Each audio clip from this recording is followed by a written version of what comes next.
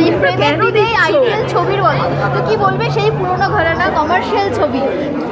আমার সব থেকে ভালো লাগছে যে অনেক বছর পর বিজলিতে আমাদের ছবির প্রিমিয়ার হচ্ছে, আর কারণ এই সিঙ্গেল স্ক্রিন থেকেই আমাদের ছবিতে মানে আমরা কাজ করেছি, ছবি রিলিজ হয়েছে এই সব হলে, তো ভীষণ ভালো লাগছে। থ্যাঙ্কস টু ভানুকাজিকে যে এখানে প্রিমিয়ার করেছে, আর অবশ্যই এতদিনের অপেক্ষার আজকের অবসান হলো।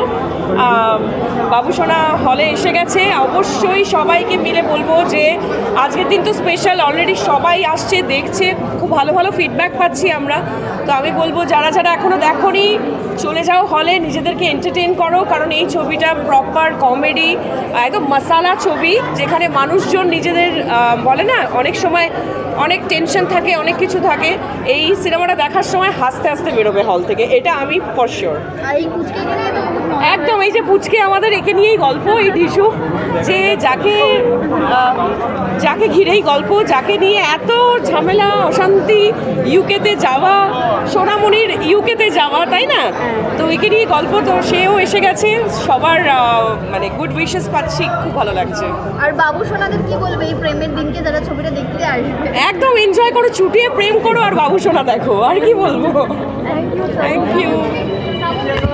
সবাই দাঁড়ানো